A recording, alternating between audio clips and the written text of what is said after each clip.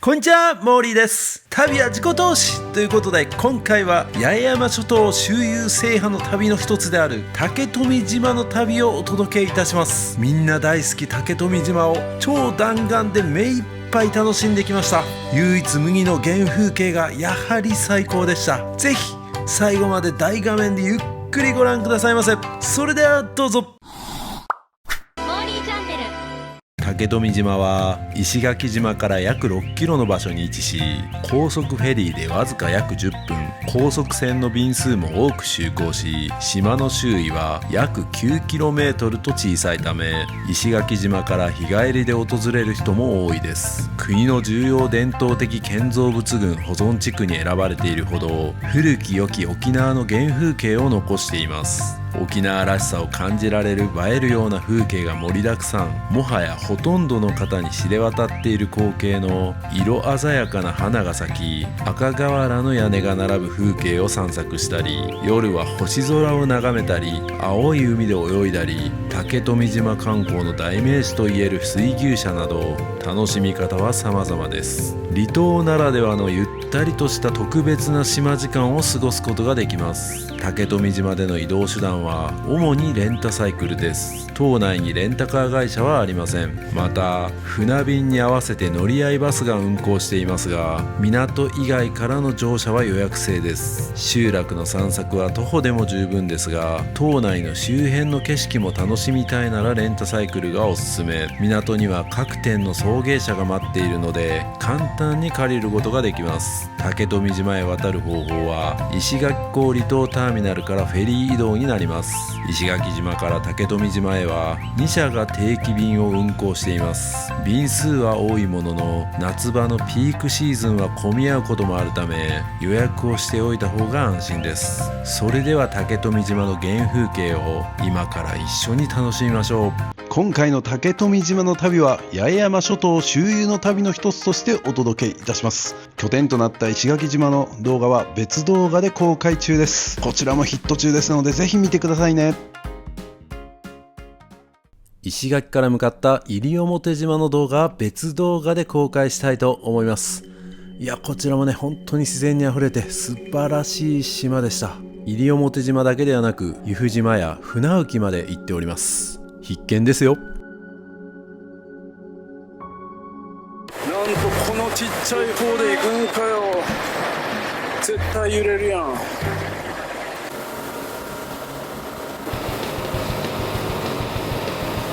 西表島からフェリーで向かった波照間島の様子は別動画で公開したいと思います。こちらも本当に素晴らしい海と大自然、そして人の温かさ、時間の流れが止まったかのような貴重な体験をすることができました。こちらも必見ですよ。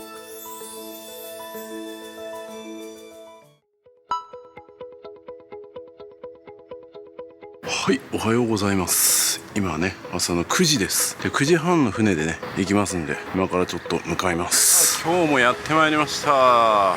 離島ターミナル、今日は竹富島と黒島に行きます。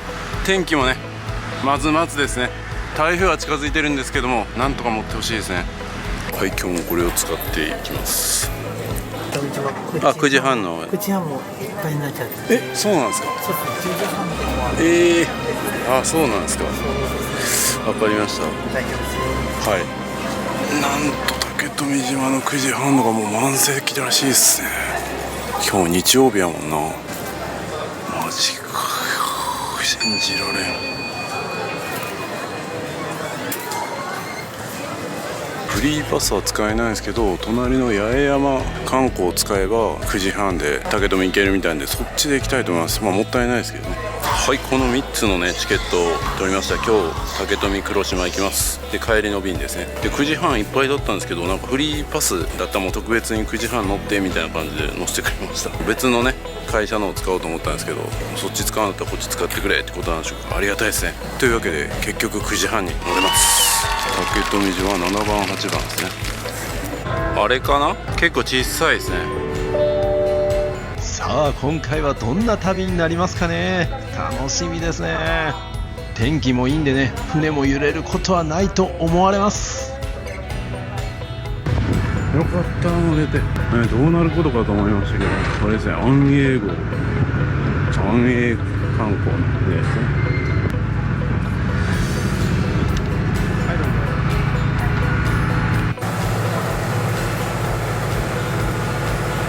この席は濡れるかもしれないとのことです。それがいい。濡れた方が YouTube の撮れ高的にもいいですよね。八重山観光フェリーの方、船でかいっす。あやかに2階建てじゃない。八重山観光フェリーの方がね、船は大きいんですけどアイランドホッピングツアーがないんですよね。あれがフェリー、与那国。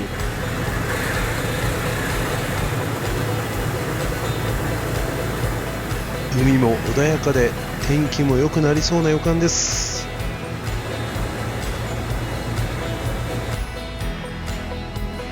この座席はね濡れるって聞いてたんですけど大丈夫そうですね。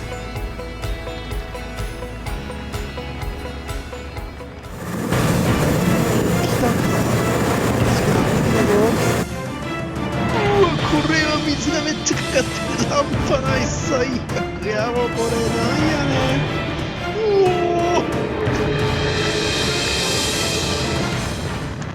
ん。びちゃびちゃになりました。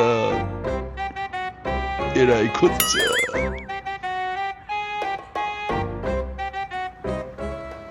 それでは竹富島に到着いたしました。い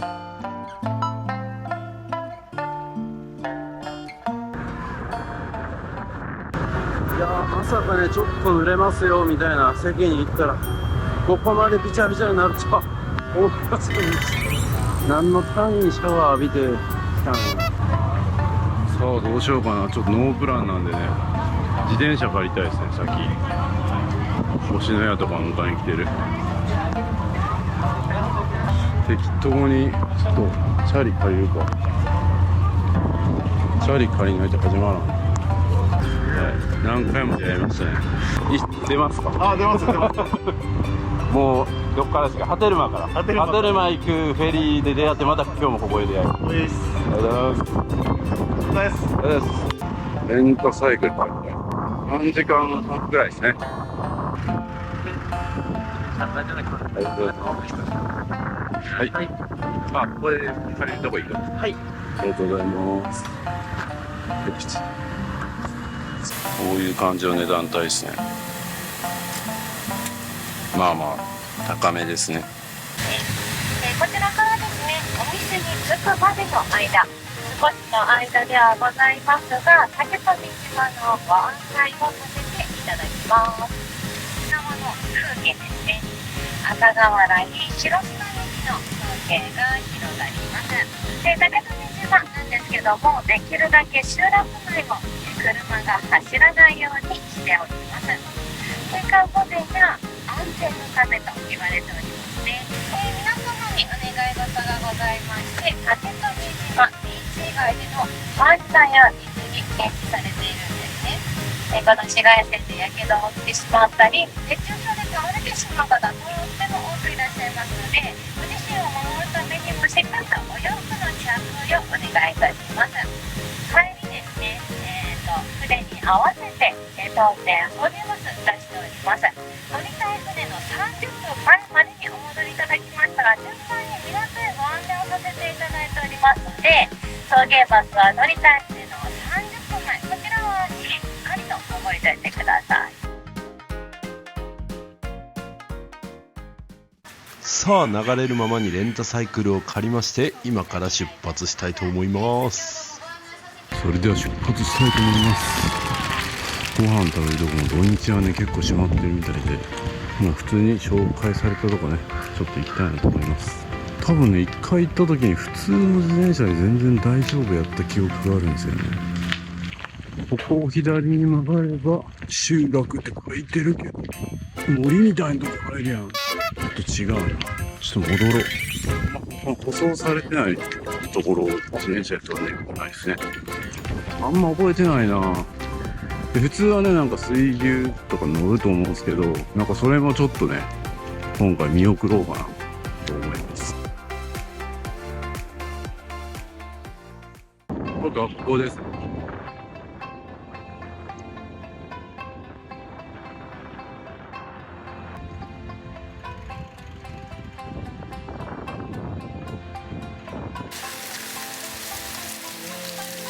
こが小中学校になるんですね。もうおなじみですね。島ではもう小学校と中学校は一緒になってるんですけども、この芝生のね多い感じがめちゃくちゃいいですね。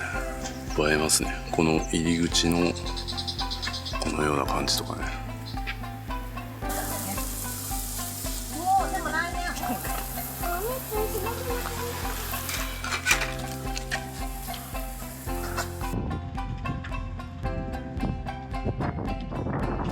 ここ来たことあるな。何具っていうお店記憶にあるな。郵便局。おしゃれですね。綺麗にさ作られてるな。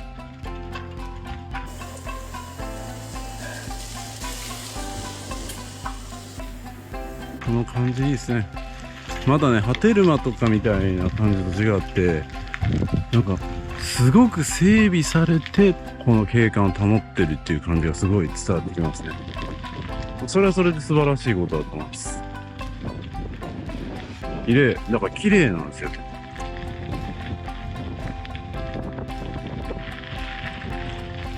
あ、なんとかや、ちょっと行きたいなと思ったんですけど、本土井浜、海地浜とか、先浜行っちゃうか。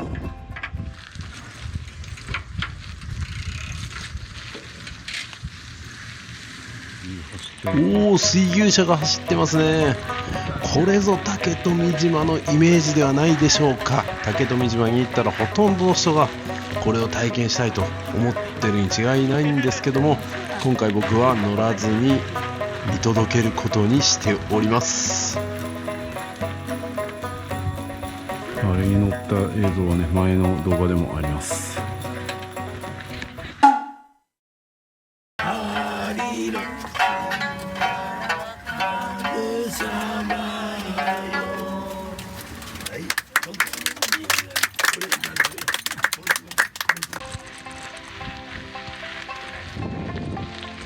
いやー、これね、本当にちょっと自転車を走らせてるだけでも旅行気分味わえますし、なんか全部ガーッと巡らないといけないみたいな感じになるよりは、なんかのんびりこう自転車でね、ふらふらとこう景色楽しみながら走って、まあちょっとこう、ちょっと疲れてきたなって言ったら飲食店入ってみたいな感じの方がいいと思いますね。で、水牛ももちろんね、体験したことない人は体験したらいいと思うんで、その予約する場所とか今からねちょっと教えたいと思うんで、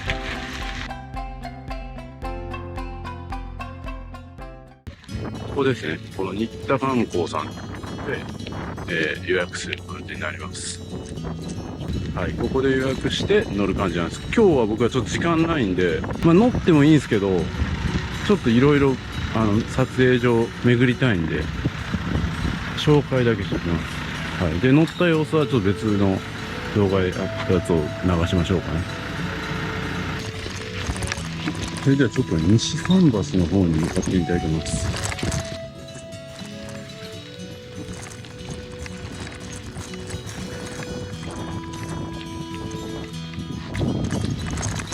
結構歩いて巡ってる人もいますね。まあでも徒歩5分とかでね、この西桟橋とかも行けるんで、まあ、自転車はなくても行けなくはないですね。うん。僕は西桟橋の方にちょっと行きます。皆さんも多分歩いて行ってるんですね。僕はもう時間がね、トータル2時間半しかないんで、その中で、ちょっとね、ランチはどうしようかな。ランチをここで食べるか、黒島で食べるかなんですけど、黒島にランチ、どうかなっていう。なんかだって自転車で前走ってる人とかも絵になりますね。革命的なスタイルを発見しました。これで両手が自由に。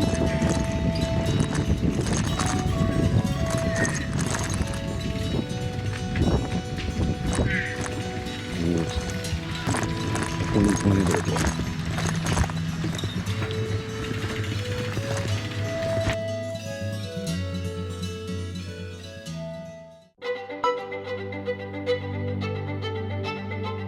さあ、有名な西桟橋にやってまいりました。おお、ここか。素晴らしい。ちょうど僕がここに来た瞬間に晴れてきた。素晴らしいですね。西桟橋というね名前の通り海に向かって西に伸びる橋になっておりますので、夕日の名所でもあるんですね。美しいサンセットがね望める人気スポットになっております。2005年には国の有形文化財にも登録されております。ドラマとかでも使われてるそういうとこですね。全長は約105メートル、幅は約2メートルの石造りの桟橋ですね。昔はね竹富島ではなかなか農作ができなかったので、西表島までね農耕するためにここから向かってたそうですよ。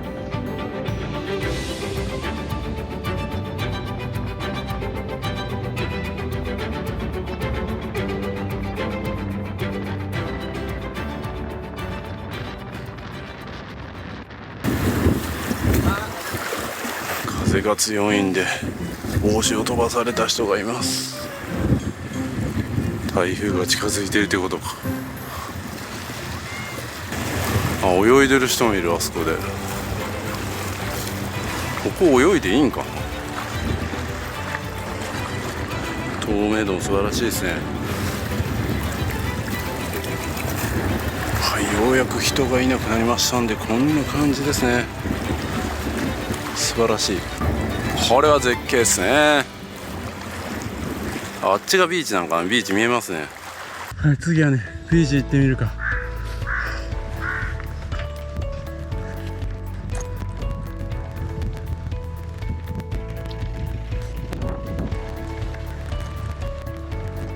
うわー気持ちいい。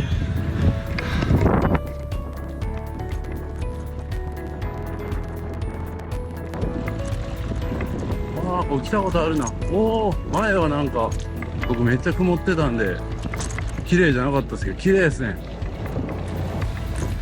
おお、青々して綺麗。全然違う。やっぱりビーチに着くとワクワクしますね。楽しみです。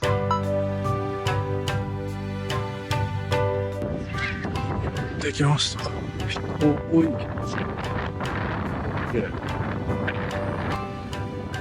前に来た時もドロドロみたいな感じだった。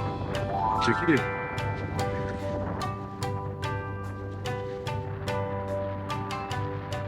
これがコンドイビーチです。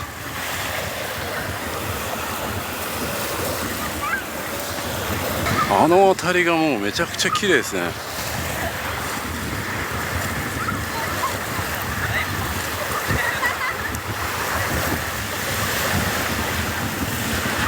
これは普通に泳ぎたくなる海ですね。前に来た時ね、本当になんか泳ぐ魅力ないなと思ってたから、今日水着持ってきてないですからね。まあでも時間もないですからね。また今度ゆっくり来て泳いでみたいと思いますね。ここ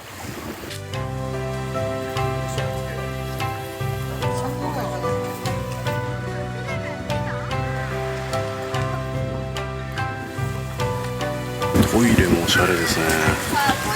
一応シャワーもあるんですね。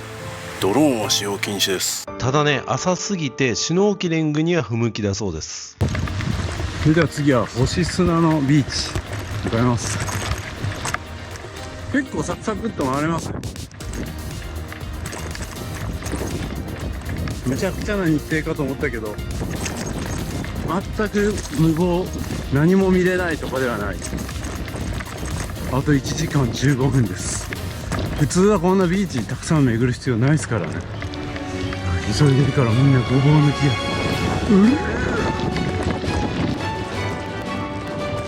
早送りしてるんでねめちゃくちゃ早く見えますけど、皆さん安全運転でお願いします。あれ、海地浜まで来てしまった。それでは次は海地浜というところを見てみます。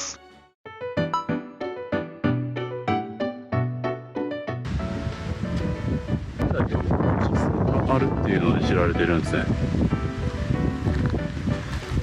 砂ごとの持ち出しはダメですよ。みんな星砂を探してます。あるようなないような。めっちゃ根気いりますね。ちょっとね、僕も根気必要なこと無理な年齢なんでね、ちょっと今日やめときますか。皆さんご自身の目で確かめてください。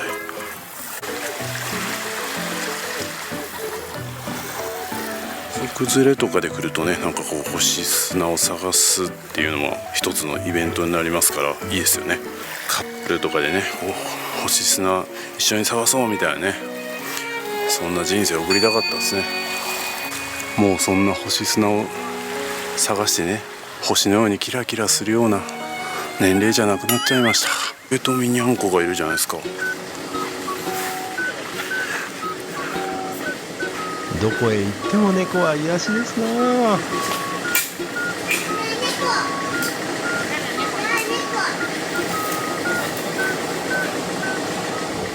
よし、それでは集落の方戻って、ちょっとなんかアイスクリームとか食べたいな。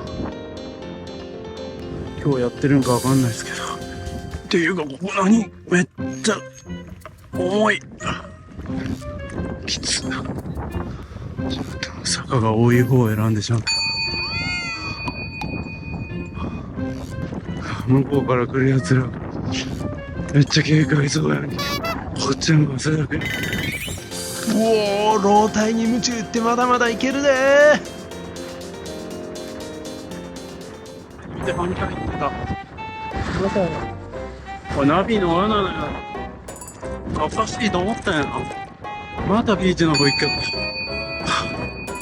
急いだにないやろ。どんどん体力が奪われていく。マジでこの八重山諸島の旅、足腰が鍛えられる。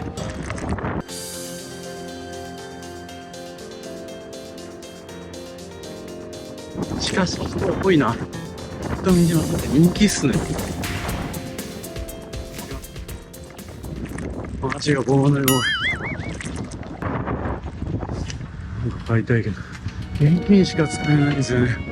勘弁してくれ。確かにここ短時間でサクッと回れるぐらいなんで、ここに時間出てましたらゆっくりで簡単に大人のまさに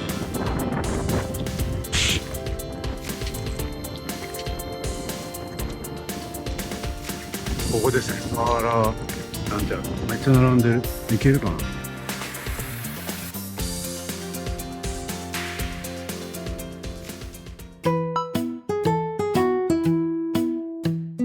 さあやってまいりました。パーラーガンジュなんとか、ちょっと後で読み方調べたいと思います。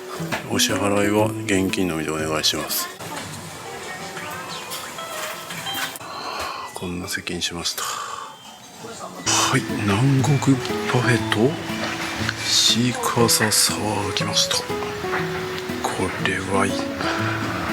汗かいたから癒されるな。ちょっといただきます。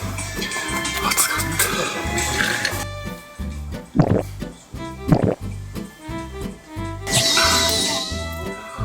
酸っぱくてうまっ。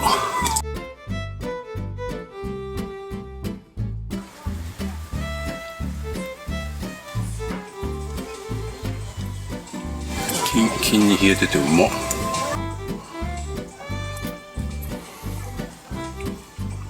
暑すぎる。自転車頑張りすぎましたね。20代かよ。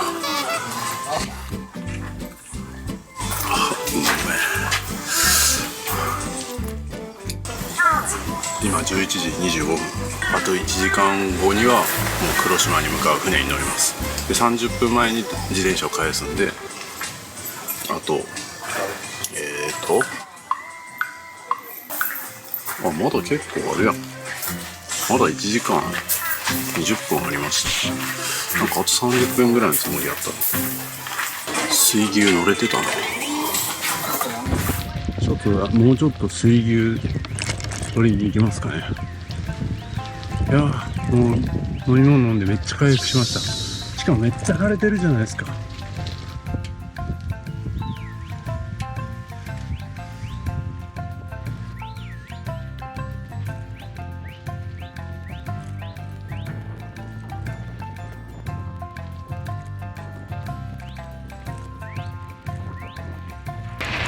おお滑る。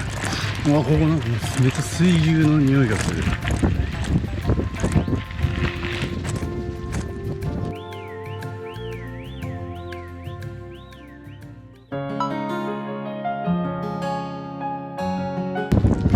ここがなんか塔ですね。こちらが塔になってて、あそこに展望台がありますね。100円で登れるみたいです。串パイン売り切れ。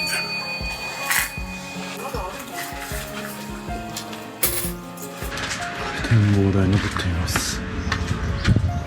緊急時の避難場所もここになってるみたいですね。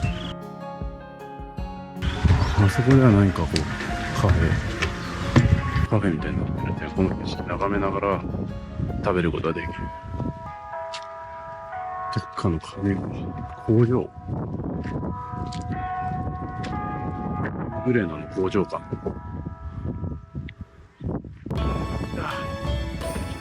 来たー。美しい。素晴らしいですね。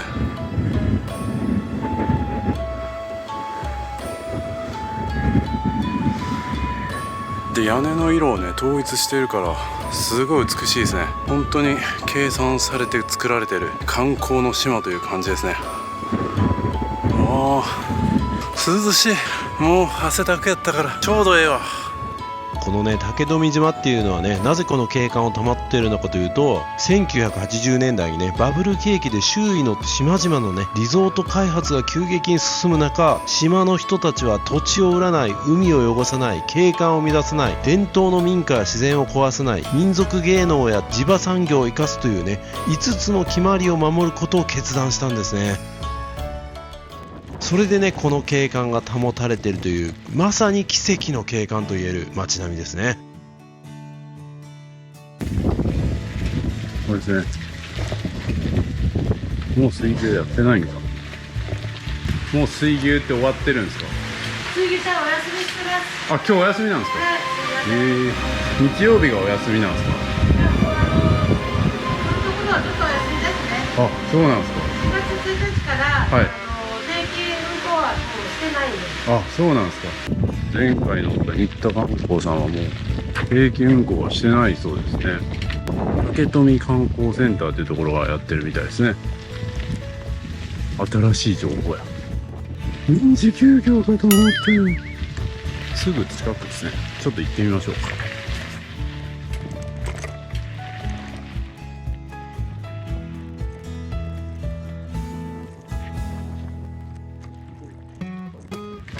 ここは売店線。カツオバー。ここも来たことあるな。あ、水牛いるやん。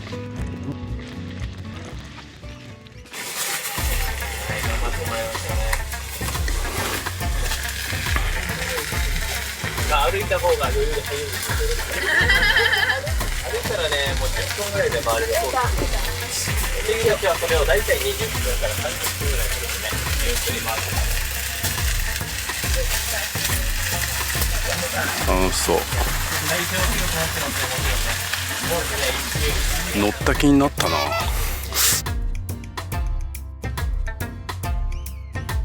すごい。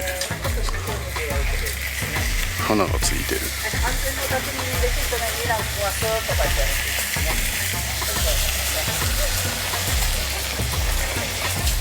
ということは今もう三味線を弾きながら水牛に乗れるやつは定期便はやってないんですね。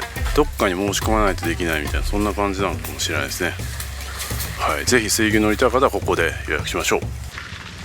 それではね、ちょっと時間余ったんで、やっぱ気になってるところがもう一つあって、竹富島といえば星のや竹富島。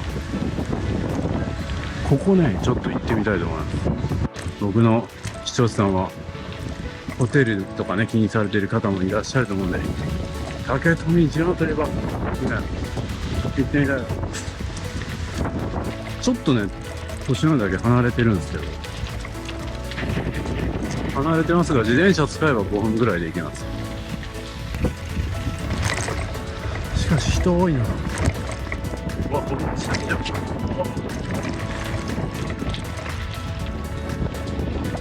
結構なアプロを通って行行かないといけないと。よいしょ。お待ち。合ってんのかこの道。合ってるな。力来た人がいて。もうこの八重山観光してる間ずっと汗かいてるわ。健康にいいね。9月下旬でこれですからね。7月8月はマジで気をつけた方がいい。本当にああやって観光客多いですけど、星のやは結構離れてるから本当に、本当に言ってるけどなんていうんですかね、隠れ家みたいな感じのイメージなんですかね。まだね舗装もされてない道なんで、まあでも全然ね、電動自転車とかなんかギア付きの自転車とかありましたけど、超ノーマルの自転車ですけど全然大丈夫です。まあちょっとね、もちろん坂道も絶対しんどいも嫌だっていう人は電動自転車でいいと思いますけど、僕は波照間は電動自転車が良かったかなと思ったけど、竹富は普通のでいいですね。ギアもいらないです。なんやったら歩きでも行けなくはない。まあこの星のやとか行くのはちょっと歩きしんどいですけど、本当に集落観光とまあ桟橋と浜1個見るぐらいだったら徒歩でも行けなくはないですね。お金をできるだけかけずに楽しみたい場合はそれもありでしょう。まあ、自転車はそもそも苦手って人いますもんね。いやー、なんか滞在時間がね2時間半くらいだったんで、もう厳しいかなって思ったけど、結構もうなんか一日中楽しんだぐらいの充実感ありますね。前来た時もなんかそんなイメージでしたけど、すごい満足感あります。1時間ぐらい時間余ったんで、まあランチ食べてもよかったんですけど、この後黒島に行くのでランチは黒島で楽しみたいなと思います。竹富島のねランチの情報とかは結構、まあ、ブログだったり他の YouTuber さんが出してると思うんで、僕としてはまあ45歳以上の、ね、大人の方の体力で、まあ、自転車普通でも大丈夫かとか、まあ、楽しめるのかとかで、そういうところがちょっと星のや右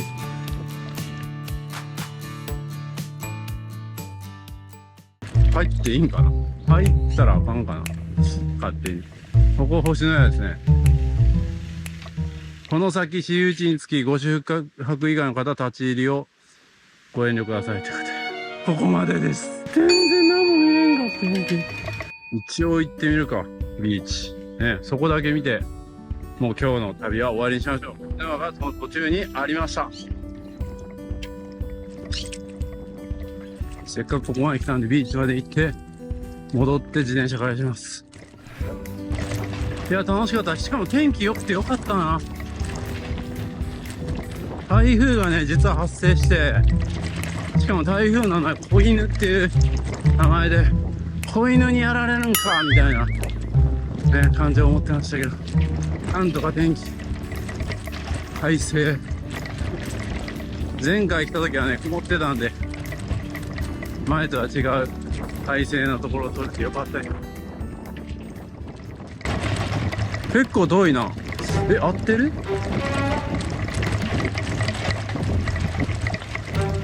合ってるな。やばいな、これ帰り大丈夫かな。時間そんなないぞ。あと25分。わあね。でもほんまノーマルの自転車ですよ。ママチャリっす。ママチャリだけどなんとかいける。パンクしたら終わりです。乗り予定。着いた。通常にも混んでるって言ったけど、そんな止まってないけど。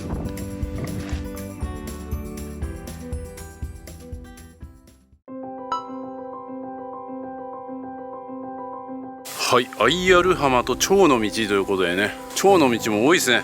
機械島もそうでしたね。ちょっと行ってみます。こんな感じになってますね。素晴らしい。二手に分かれてる。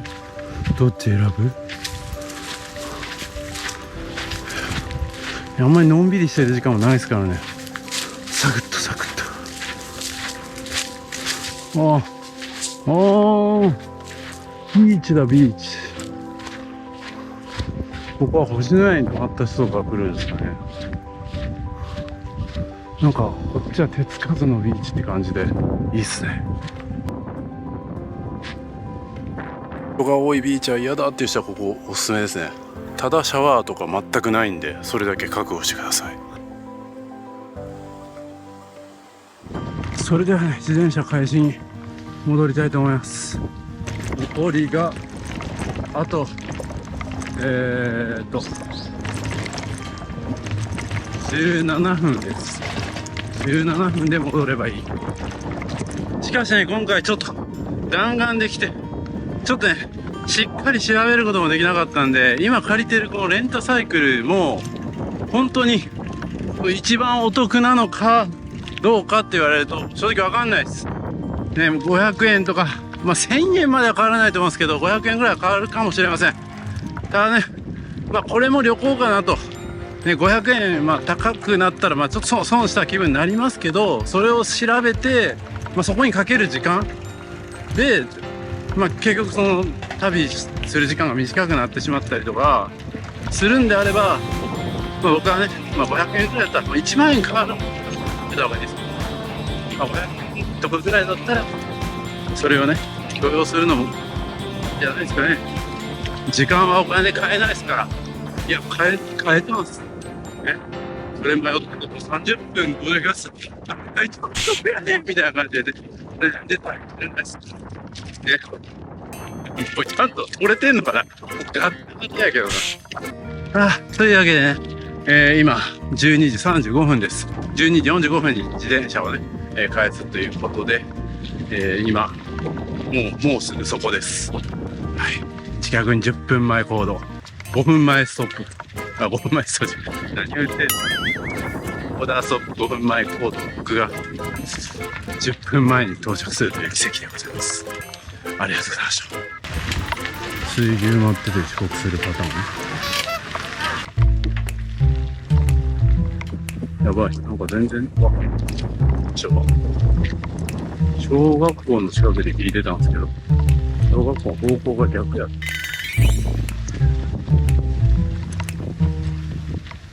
しょうがない。あと7分か。結局ボロボロになるのか。おいおい、なんでこんな自転車で渋滞してんねん。早く行ってくれー。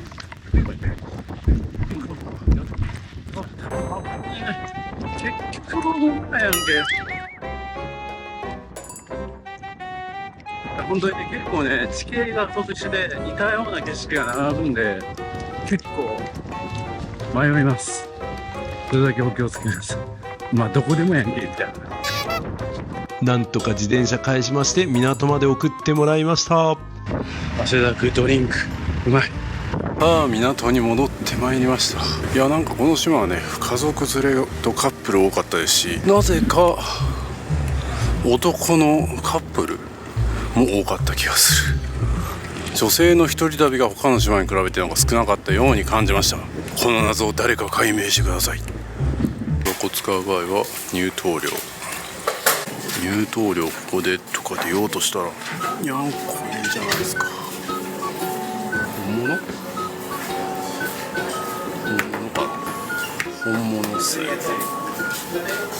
さあ、それでは次は黒島の方に向かいたいと思います。観光フェリーで石垣に帰る人が多いんですね。僕みたいにここから黒島に行く人は何人いるんでしょうか。あれは安永観光なんで、僕が乗る船ですかね、多分。今みんな待ってるのは八重山観光フェリーの方ですね。みんな同じ会社なんですね。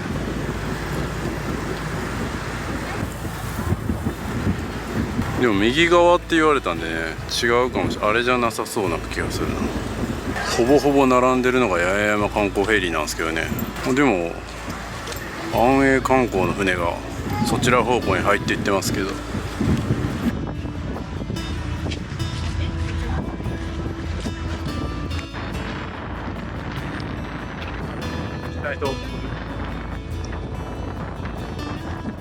竹富島に引き続いて黒島にも行ってまいりました。ここはねなんか牛が多いっていうところで有名なんですけども、その牛だけじゃない素晴らしい景色と体験をすることができました。こちらも必見の動画になっております。ぜひ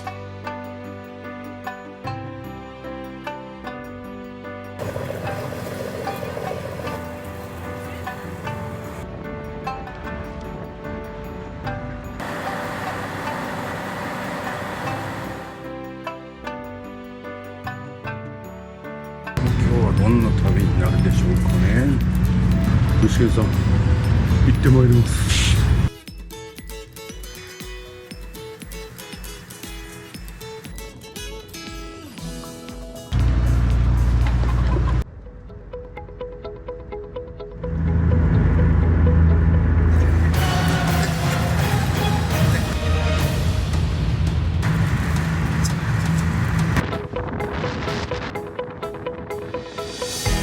石垣島から小浜島も行ってまいりました。こちらはちょっとね台風が来てて風が強かったんですが、原付を使って素晴らしい旅をすることができました。これもまた行きたい場所ですね。必見です。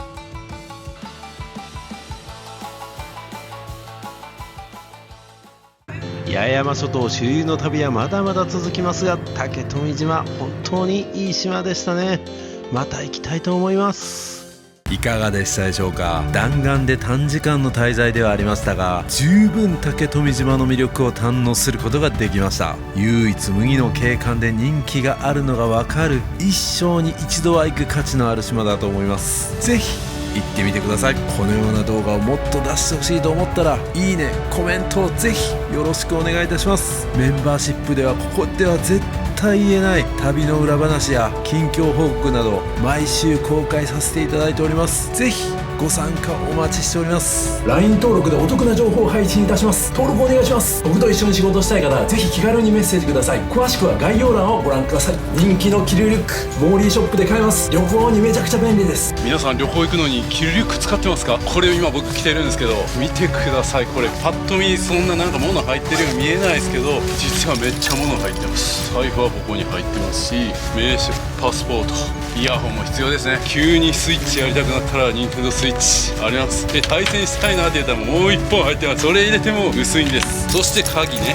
車の鍵つけたりとか財布だったりとかも入れることができます。財布何個入れんねんって話ですけどね。そして外側にももちろんポケットが2つついておりまして、除菌シートだったりとかも入れれますし、なんと後ろにですねペットボトルもですねこう入れることができるんですよ。これだけでもめっちゃ入れるなんて思うけど、なんとこの後ろにですねパソコンまでね、これだけ物が入ったらもう旅行先でご飯食べに出かけよう、でもスイッチやりたいかもしれんし、仕事ももしかしたら入るかもしれん、喉も渇くかもしれんみたいな、そんな心配性のあなたでも全部入れていきます。リュックとか背負ったらスリにあったり怖いじゃないですか。キルリュック旅行する人には絶対必須です。旅は自己投資。僕のことをもっと知りたい方はサブチャンネルもチェックをお願いいたします。